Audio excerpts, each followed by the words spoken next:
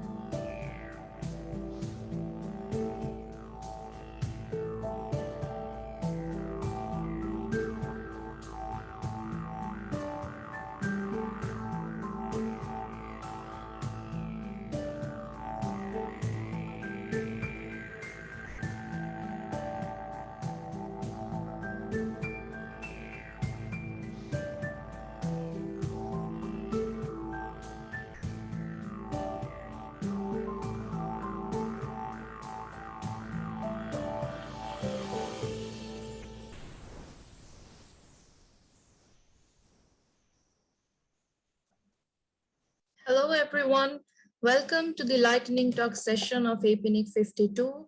I'm Afifa Abbas. I'll be with you throughout this entire lightning talk session as a moderator. Today we have some fantastic talks and very much looking forward to that. The Zoom etiquettes and the rule of engagement will be posted in the chat box, so kindly have a look. And if you have any question, you can always post them in the Q&A box. Just a little reminder before I start for all the speakers, that each speaker will receive 10 minutes of time, including the Q&A, 8 minutes for their presentation and 2 minutes for the Q&A. So requesting all the speakers to be mindful regarding the timing. Without further ado, I would like to invite our very first speaker of the lightning talk session in this virtual stage, Shen Lin, Solution Architect of Telemars Private Limited, and she'll be speaking on artificial intelligence in cybersecurity. Hello, everyone. So I will start sharing my screen. Yes, please.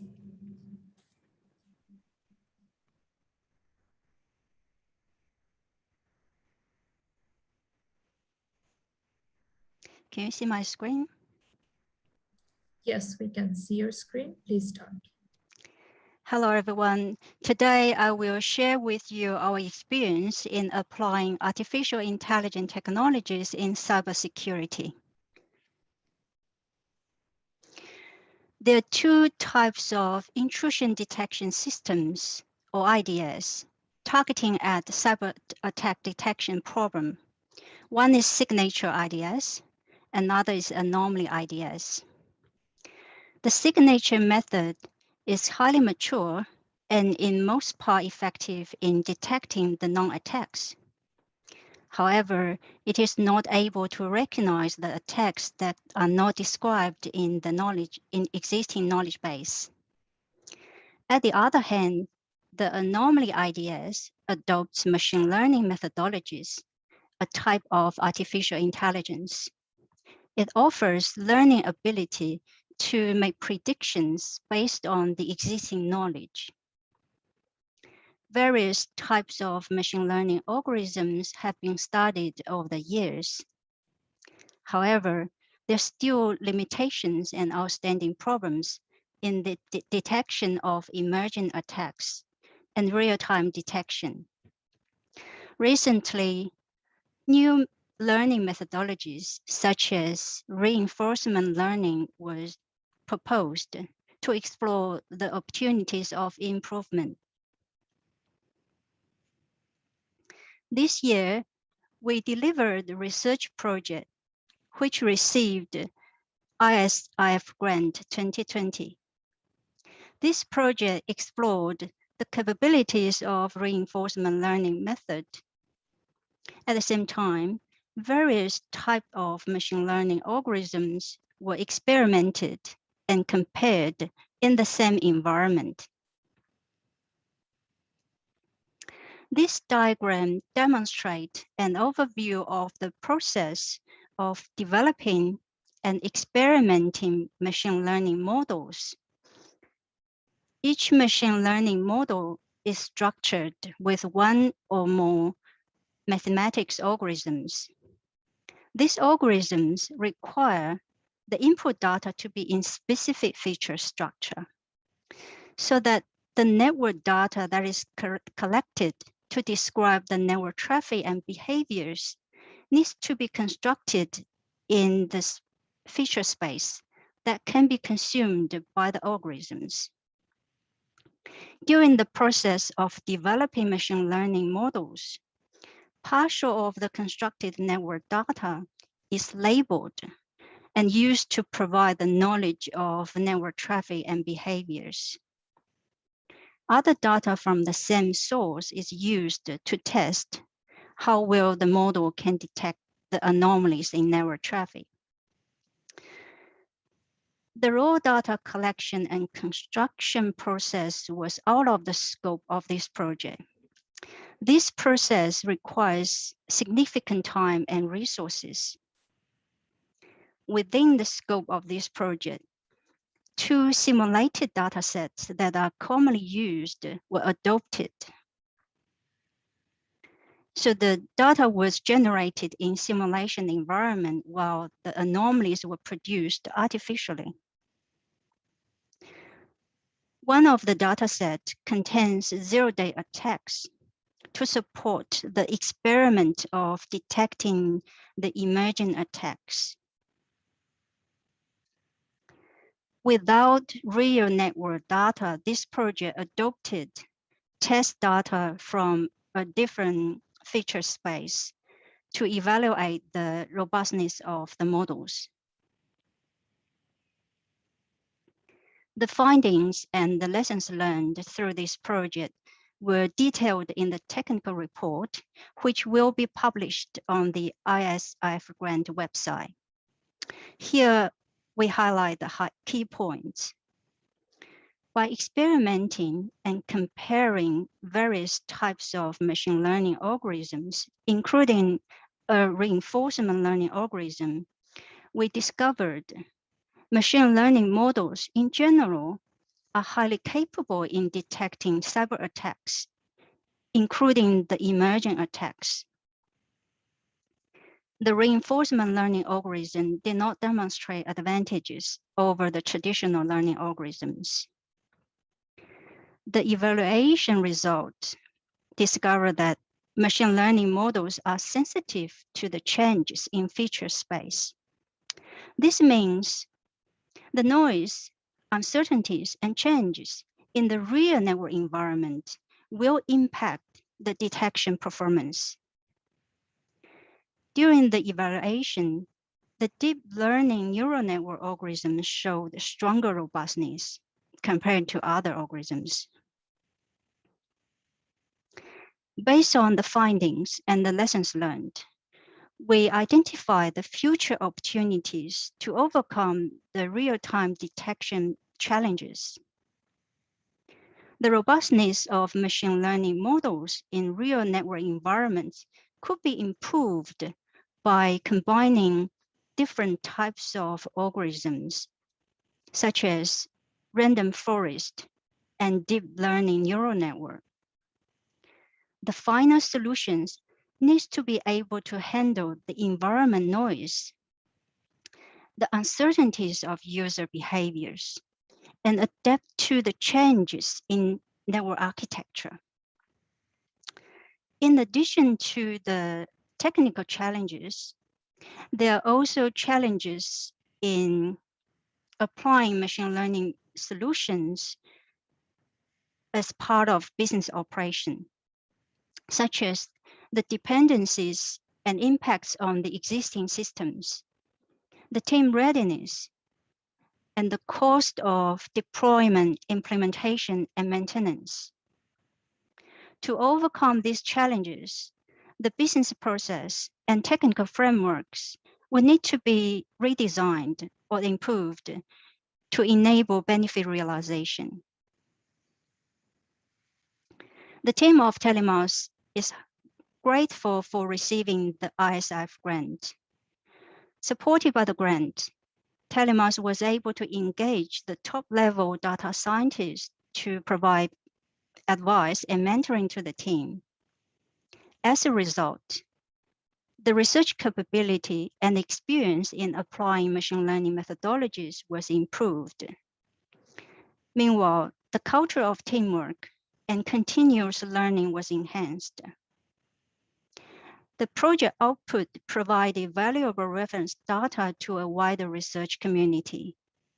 The recommendations will help other organizations to make decisions in research, solution development, or cybersecurity architecture. The ISF grant also supported Telemos to enhance its collaboration framework, which supports the participation of researchers from various backgrounds. It also enables the collaboration with research institutions. As an outcome, Telemos now has established a collaboration relation with RMIT University. This will lead to larger scope research activities. Moving forward, we will work with the team at RMIT University on the construction of real network traffic data to support the real-time detection research. We will continue to establish broader collaborations with research community and industry to develop and implement practical artificial intelligence solutions in cybersecurity domain. Lastly, I would like to thank EPNI Foundation for their strong support to our R&D visions. Thank you all very much for your interest and attention. Thank you so much, Shen, right on time. And thank you. That was a really insightful and informative presentation.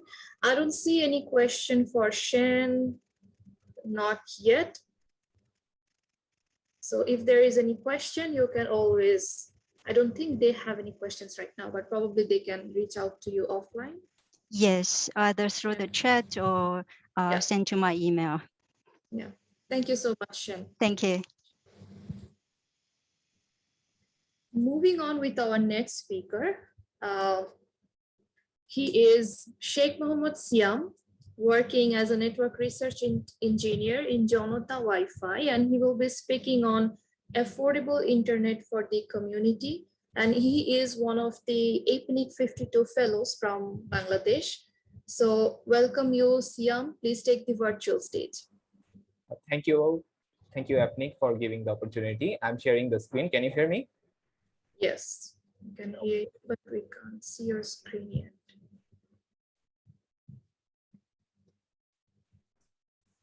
Can you see it? Yes. Thank you.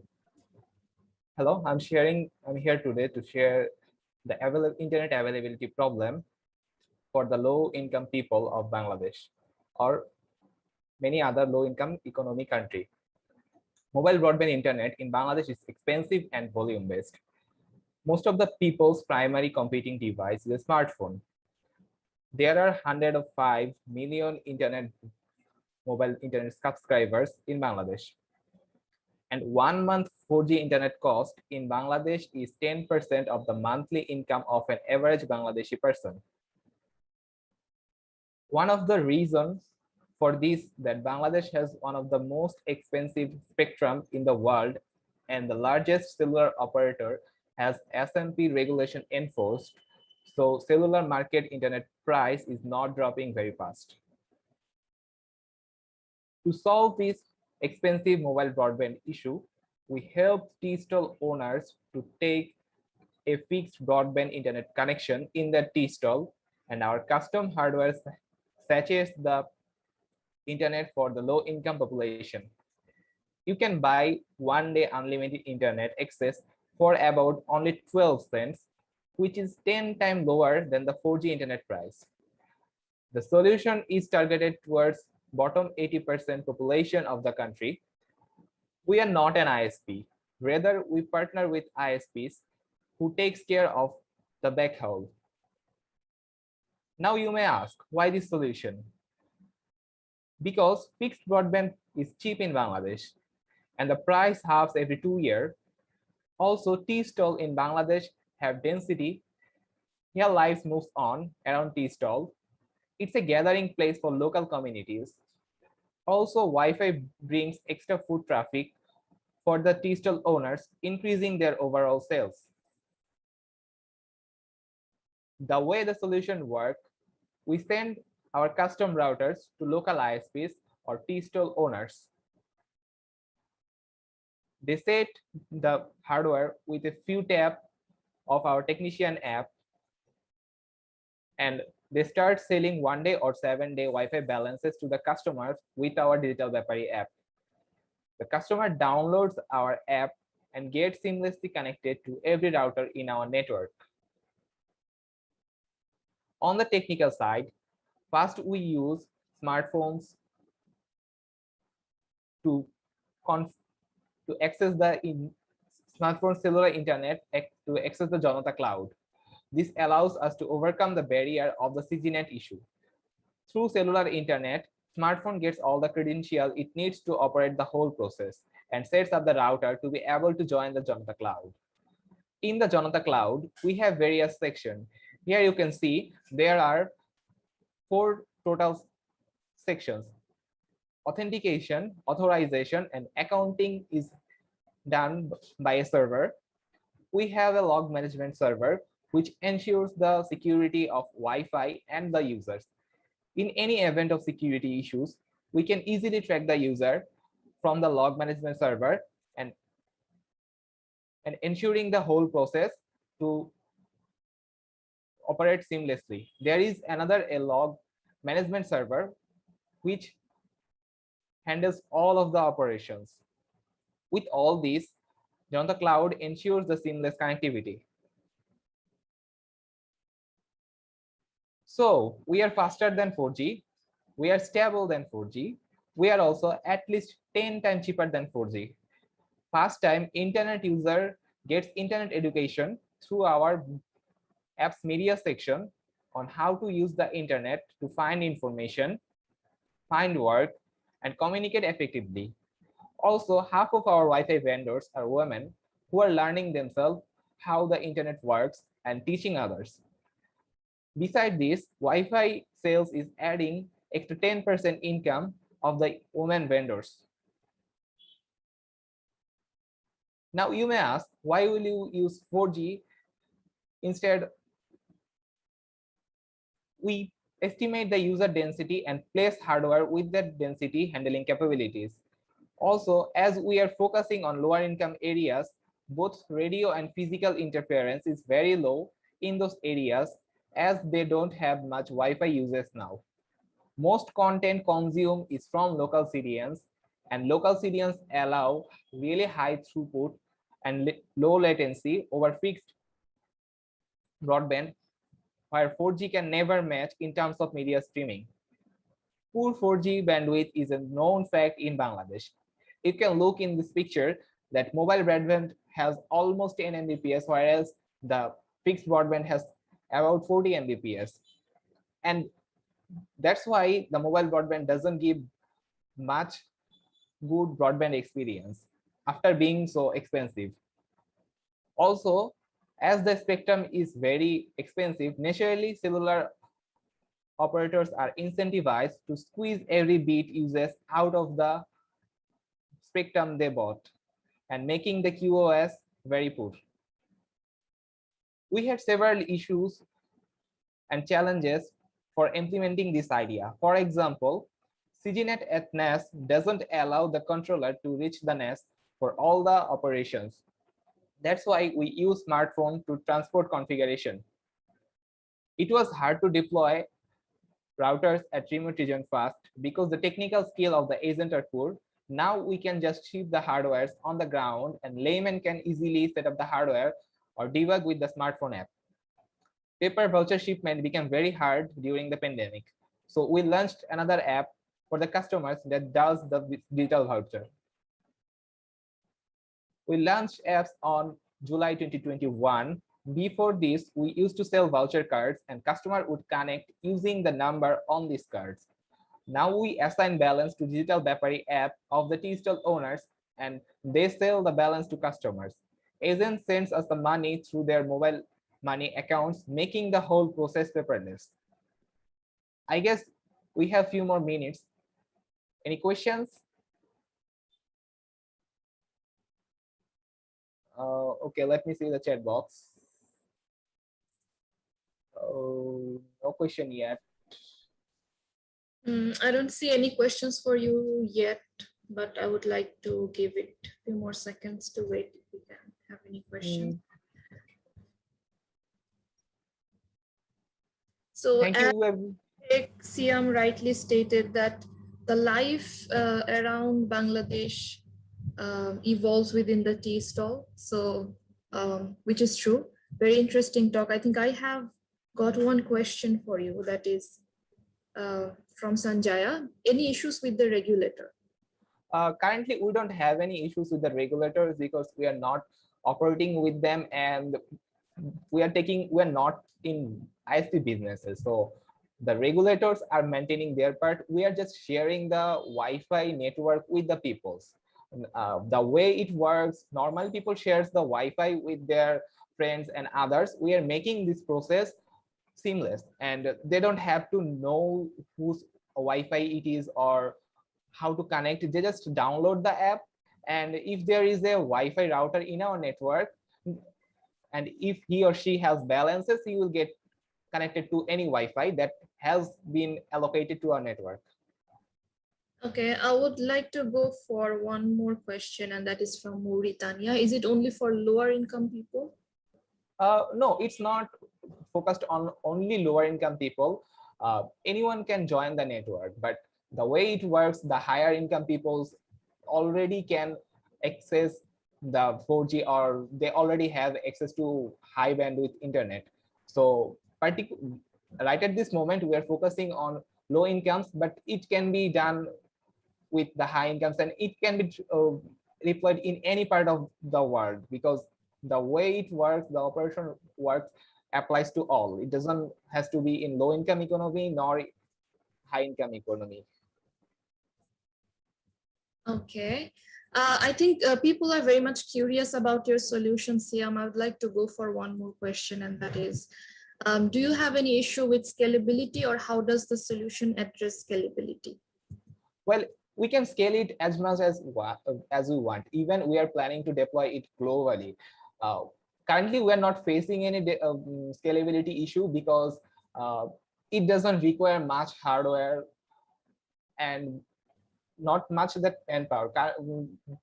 So it's very scalable, right? At this moment, what we're doing it a few resources and it costs really low.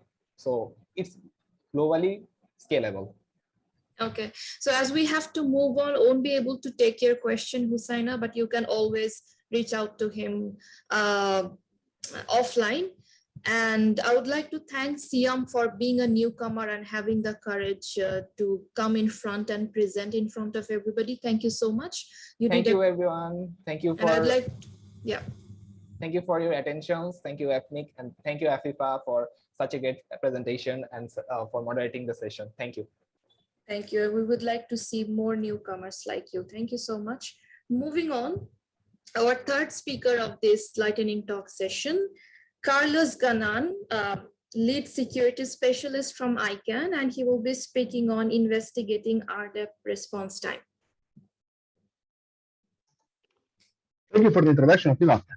So good morning, good afternoon, good evening, wherever you might be. I'm going to be talking in this short lightning talk about registration data access protocol, RDAP, but not really about the details of how RDAP works, but basically about the deployment in the wild and about a particular metric that we wanted to explore within ICANN.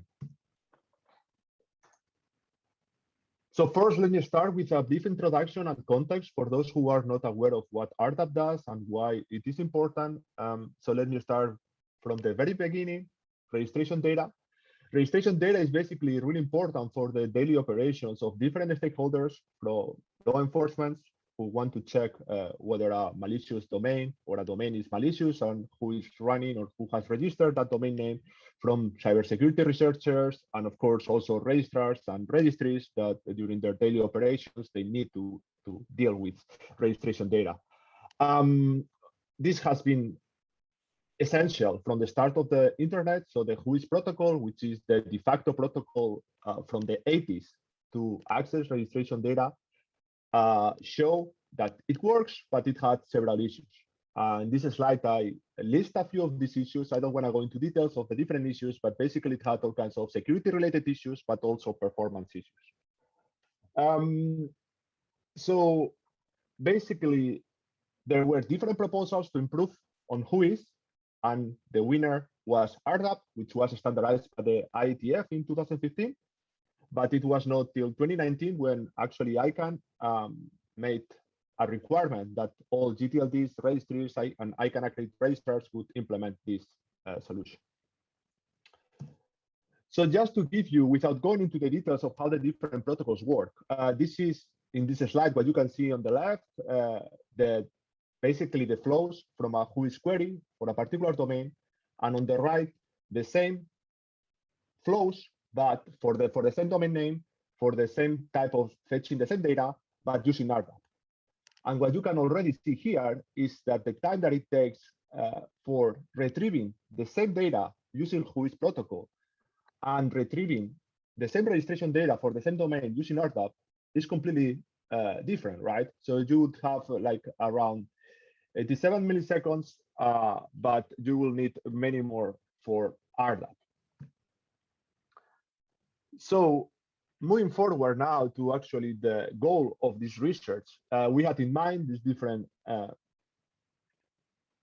time difference of WHOIS and RDAP.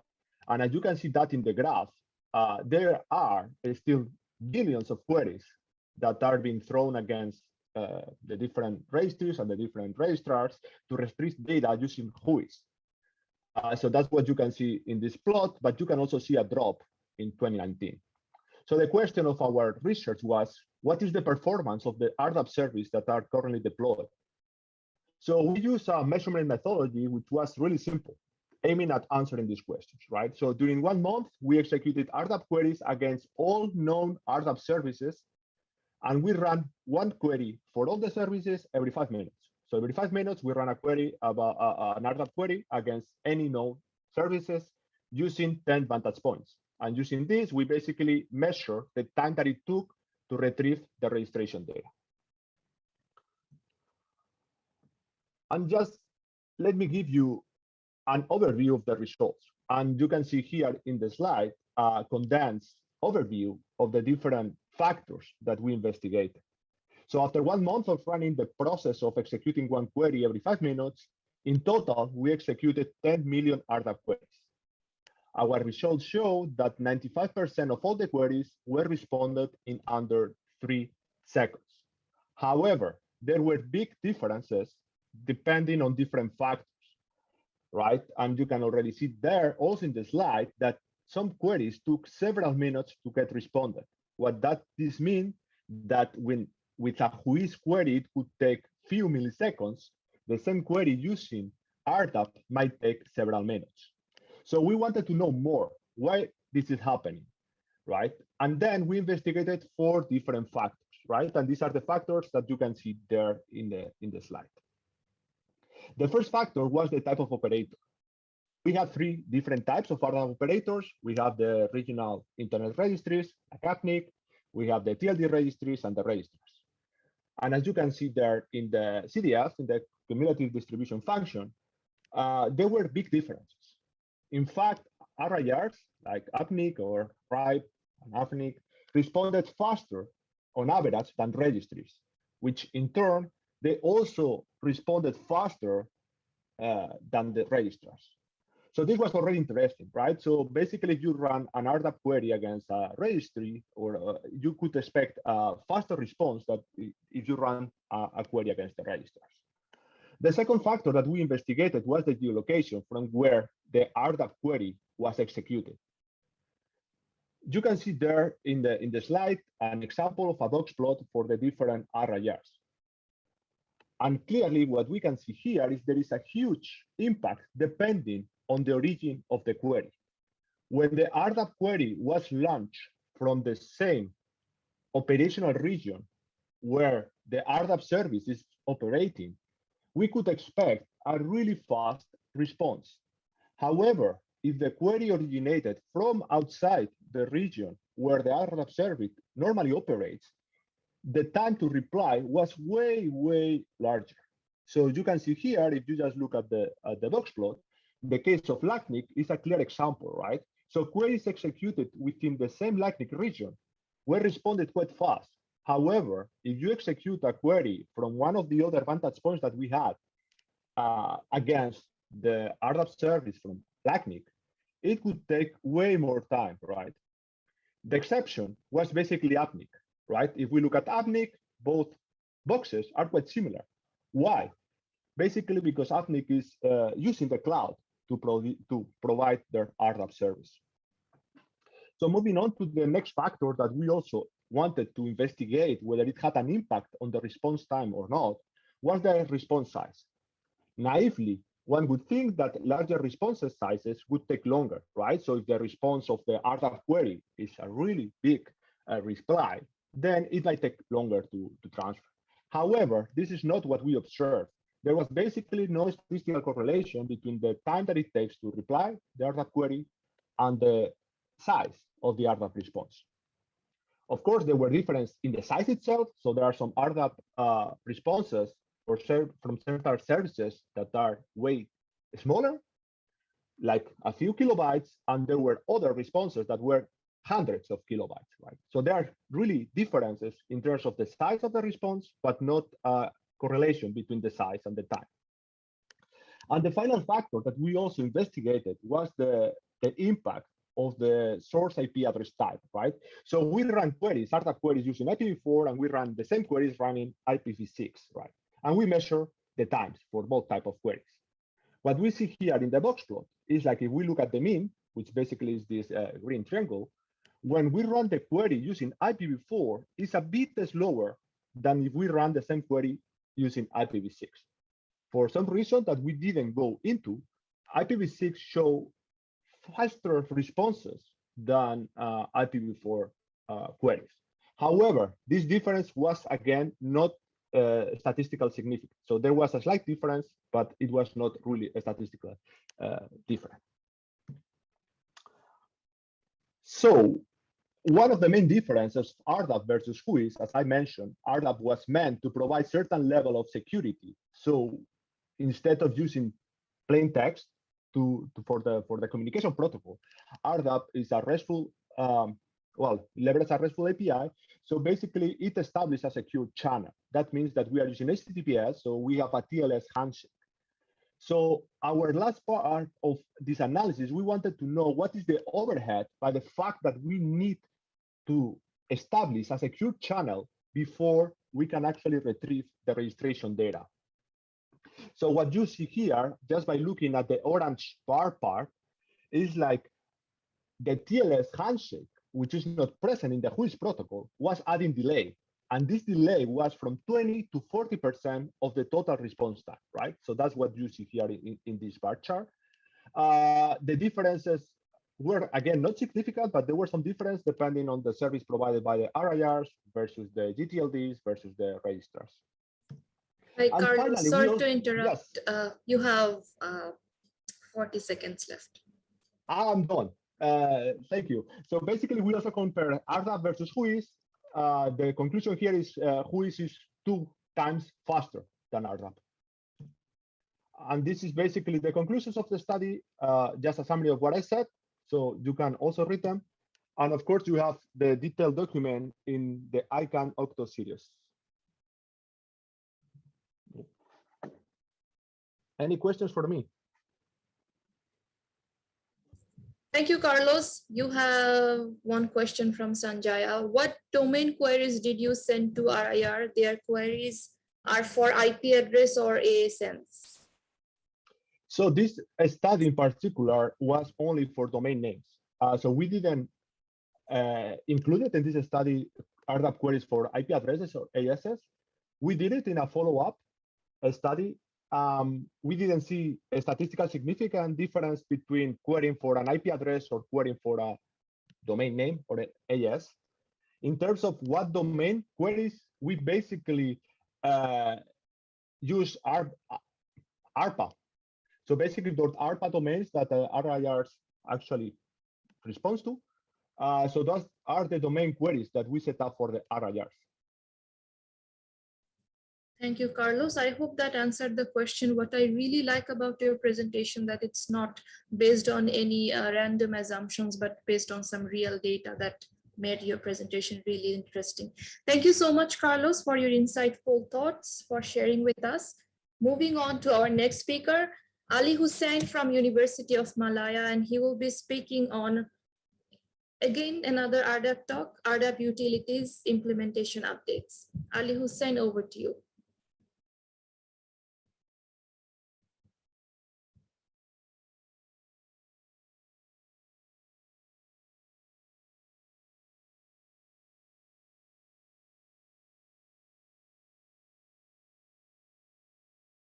Ali, we cannot hear you yet.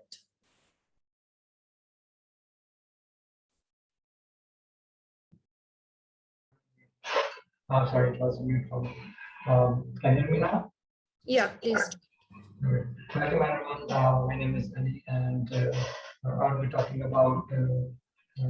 Ali, just to interrupt, I'm not sure if you are far away from your microphone because we are not, your voice is not clear and it seems there is some background noise. If you can come closer to the microphone.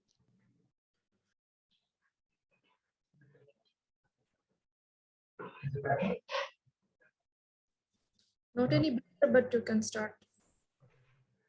Welcome everyone. My name is Ali, and I'll be talking about the journey of the work our team has been implementing the ISI Asia project, which is about RDAP protocol level implementation works and its updates. So this will be just an review of the thoughts, ideas, or plan execution strategies we follow to complete the milestone and to be a bigger picture of what we investigate, what we discover, and output we have for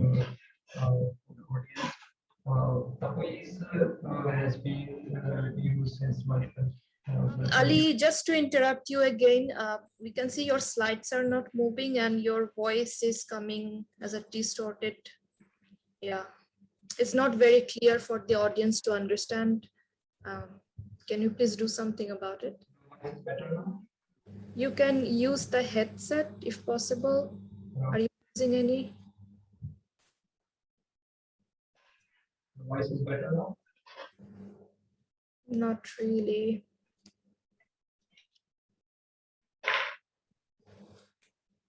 No, Okay, you can give it a try. okay. So the key differences between the RDAP rules are obvious, and its lack of standardization and limited support for the internationalization and education problems. But our project tried to focus on the technical side of the implementations in fulfilling the gap for the developers community to start using the RDAP. Back in 2019, there was release, and on the various forums we used to see there is a lack of support which is needed to push the development of the protocol, and This is because this mighty database of cookies relies on its a lot of stakeholders are relying on its for the collaboration, country network, and that might suffer from that. It was a drastic and a huge transformation and from police to RDAP. So the journey has to be broken down and all the stakeholders need to be taken on board. And so at the time, so the idea we're also investigating the problem in the first place. However, as we investigated the need of such a utilities and the and the work, we figured it out. There's a strong interest among the stakeholders to collaborate, and that's why we get more interest and encouraging to continue work on the technical side. Um, and even in this pandemic period, and there were three main part of the project: milestone, and all of them revolves around the same agenda of facilitating the Indian technical community and as internet in facilitating the utilization of RDAP in the respective studies of the world. The first part was to develop missing implementation in a method, which is one of the data simulation tool, and we come up with the implementing the RF series and building a foundation libraries which will be easily used and utilized by the technical community and Ali, this is Sunny. Ali, can you hear me, sir? yes. Could you please use your laptop microphone, maybe? I think you're using your headphone, right? It's the audio is not. It is a laptop. It was a laptop microphone. No, it's not clear. Yeah, at least keep the microphone near your mouth. Maybe let's try that.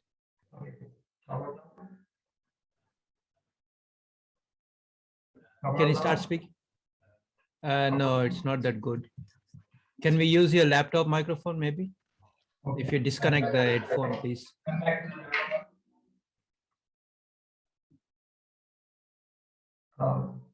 Is it better? No, it's not better. Okay, I guess we just have to continue like that. Maybe we just speak a little bit louder, Adi. Thanks. So the first activities was meta client implementing the whole series of the client as per the scope of the project to build a foundation for utilization of RDAP as an open source project. And this was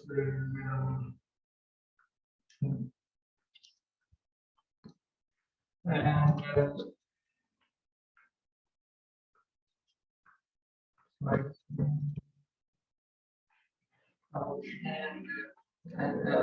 The second part was the process extension, which has been gaining the lead in innovation and according to the latest emerging threat landscape, the role of browsers and native extensions looks promising in combating the big problem of many rises due to the absence of a domain name validation data.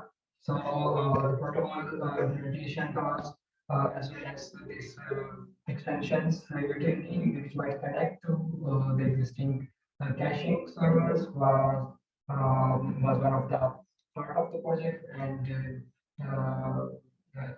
existing caching server might be able to serve as a backup for get any kind of disaster and information and or anything. And the third part was to reach out to the real as part of a case study to reach out for input from the country level registries to hear about the issues and make them some kind of bridging the gap on the issues which are faced by the overall APEC region. So, and based on that case, we have investigated and discovered a couple of issues.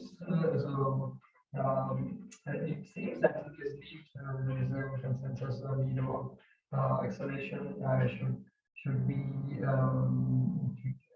product RDAP should be pushed as a bottom up approach from the customer side, raising awareness about it should be the first agenda aspects of it, and automation and compliance to the regulations is also important, and it's being encouraged as to give value to the further authentication and certification advancement of RDAP, and some government regulations bodies also need to be taken on board for this transformation to happen smoothly, and the use cases will vary. So maybe if the standardization part might has to take and improvements in the order has to incorporate the use cases as a separate. Hey, Ali, sorry to interrupt. You have 30 more seconds to go. Yeah. So the change of experience is positive change we experience in the realization, acceleration, and the importance of the stakeholder collaboration. And this is the angle, so we can follow the project and can reach out to the team. And need to have a feature enhancement, prototype, optimize the design, and the more collaboration. So thank you very much. Any questions? And lastly, thanks to the foundation for the funding and support. Thank you, Ali. Thank you for your presentation. Unfortunately, probably your connection or your headset was not in your favor today, but that's okay. Glitches happen. That's the perk of going online and using the Zoom. So I don't see any questions for you right now, but the good thing is that after the presentation, the message for the audience would be the presentation slides will be uploaded in the IPNIC 52 website. You can have a look at it. And if you have any question regarding Ali's presentation, please post the question to conference@apnic.net, and the team will forward the questions to Ali. Thank you so much, Ali. And now we will be inviting the very last speaker of our lightning talk session. And personally, I'm looking forward to this talk.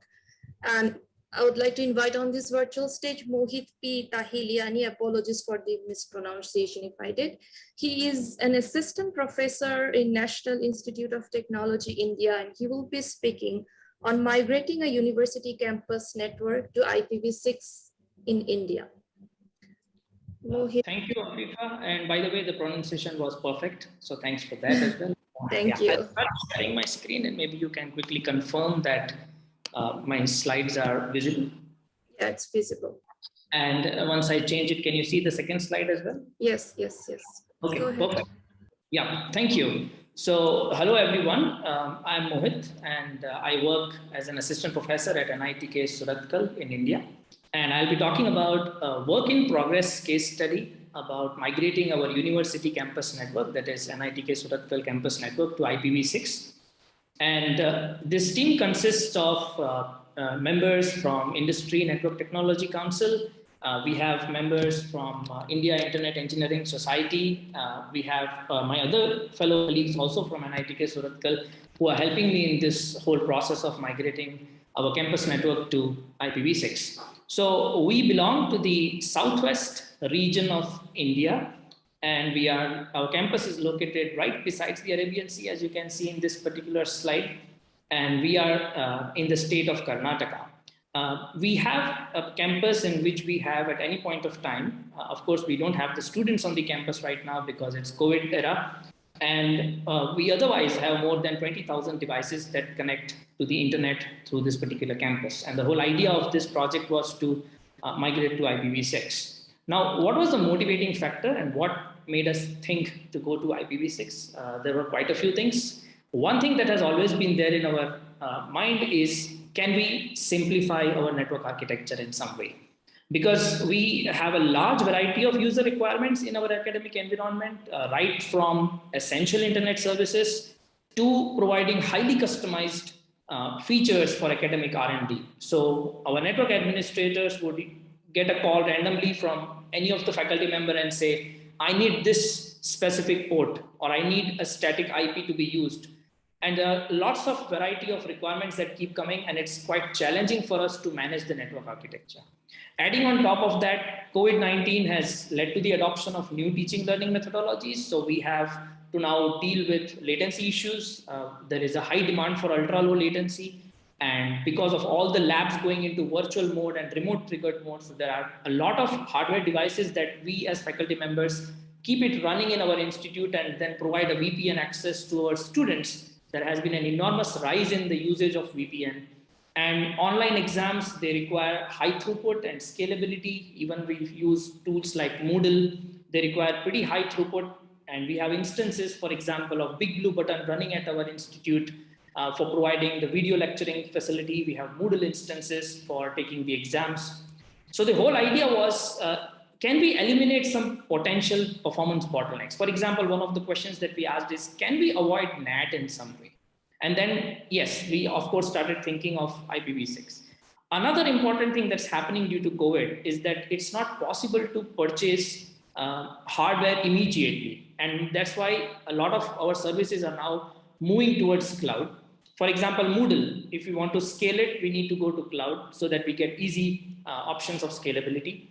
And it's, because of the scarcity of IPv4 addresses, it's inevitable that the cloud providers will begin to charge directly for IPv4. So why not go towards IPv6? And final motivation was that R&D is increasing in the field of IoT and M2M communications, the machine-to-machine communication. And one important aspect of this is the IPv6 is a fundamental protocol that's leading these areas.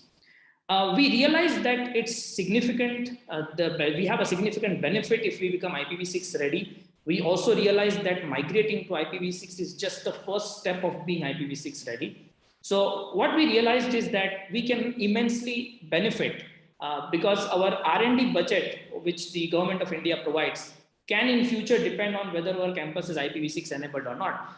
I'm coming to this point because I saw an example a few years ago. There was a call for proposals by National Science Foundation in US about the campus cyber infrastructure innovation and engineering program, in which they asked the applicants of the project proposals to talk about the IPv6 deployment in their campus. And soon that can be a situation in India because government of India has been putting a huge amount of effort and they are very enthusiastically supporting the adoption of IPv6. So why not we gain a competitive advantage by getting started with the migration? Because even after we migrate, getting to a point where our IPv6 applications run effectively is going to take some time. And we might also gain some research partnerships with international universities in the process of doing so. And one important thing is R&D budget and partnerships are very, very crucial and key parameters in national and international university rankings. For example, in India, we have a ranking framework called NIRF. And in future, IPv6 also could be one of the parameters that can count into the ranking point. But we faced a lot of challenges. The first one being we had no practical knowledge about IPv6 and its deployment. And we were also confused about which migration strategy to use. Should we use dual stack, tunneling, translation? And one important point is that even though we see that India's mobile ISP networks are leading and we have a great adoption of IPv6, but we did not find this to be true when it came for the universities. There's a lack of publicly available information about an Indian university that migrated to IPv6. Of course, few universities had put up a plan for IPv6 migration, but publicly we don't know whether they moved to IPv6 or not. So at the same time, around last year in October, there was an IPv6 project funded by ISIF Asia, and we came to know about it and we immediately submitted an expression of interest. We didn't want to miss this opportunity, and we got the perfect start that this project would give us. So we started attending the IPv6 webinars and the hands-on session. So every theory session had a correlated hands-on session, and that was very helpful for our staff to get trained. We also confirmed with our local ISP whether they support IPv6 or not. And we also learned about multiple IPv6 address leasing options. That means we can either go to an ISP and lease IPv6 addresses from them, or we can directly approach NIXI, the National Internet Exchange of India, and could do the same thing. Another important aspect that we learned in these webinars was that we had to set up a small testbed to get familiar with the functionality of IPv6, and I would recommend any university planning to migrate to IPv6 should definitely put together a small testbed, play around with that testbed, and then go and migrate the actual network, the production network, onto the IPv6. We also prepared an inventory of what network equipments we have, whether they support IPv6 or not, what are the applications we use, and what are the platforms, because the application conversion itself can be challenging if we don't take care of all of these things. So we learned about the process of how to migrate to IPv6 with the help of these webinars. Our experiences, we decided to go with dual stack because our first idea was, can we avoid NAT? So we definitely did not want to go through the translation and the complexities involved. We went with dual stack, and we have started initially, after playing around with the testbed experiments, we have now started playing around with the experiments on the campus network. We are migrating one VLAN at a time. Of course, right now we are just trying with the EULA addresses, and students are not in campus right now. So we think this is a perfect time for us to do something on the production network, because the number of users that will be impacted, if any, would be less. One of my favorite in the whole process was configuring DHCP server. It was the most interesting experience. Initially, we used Slack, as I said, but eventually we migrated to using DHCP v6. And we were also able to contribute back to the society. In the sense, we were able to contribute back to the ISIF Asia project. I myself gave a webinar on how to configure Slack and DHCP servers. And we also tried enabling IPv6 support in the virtual private cluster of AWS. And the current status is that we are doing the address planning. Our initial round of address planning suggests that we might have to go for a /44, but this is still a work in progress. Coming to the next steps, after we complete the address planning, we will move towards the IPv6 application conversion. We are also thinking of preparing a template for IPv6 deployment that can be useful for the other universities, also prepare the frequently asked questions in this regard, and possibly set up an IPv6 lab that we can provide to other enterprises and universities, the small testbed which I was suggesting everyone should play around with. And I take this opportunity and this presentation as a means for seeking help from other universities in the APNIC region who have migrated to IPv6. We will be happy to talk to you and learn from you. And any community feedback would be highly appreciated. And please get back to us if we missed out on any part here. As a last slide, I would just like to put up a word of acknowledgement for India Internet Engineering Society, INTC, ISIF Asia, and APNIC for giving us an opportunity to make this presentation. Thank you very much. Thank you so much, Mohit. You know what, people say that all well when it ends well, and you have ended this lightning talk with a lot of energy.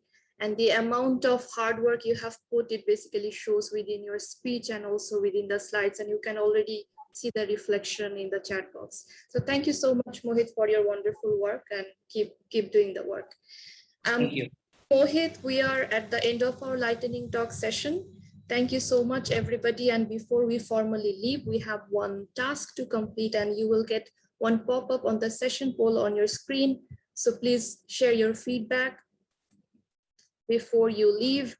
And with that note, I would like to announce the closure of the lightning talk session. Thank you so much for joining. If you have any further questions that we could not attend, please write an email to conference@apnic.net. And along with lightning talk session, I think this is also the end of the third day of APNIC 52. And see you all tomorrow. Thank you so much.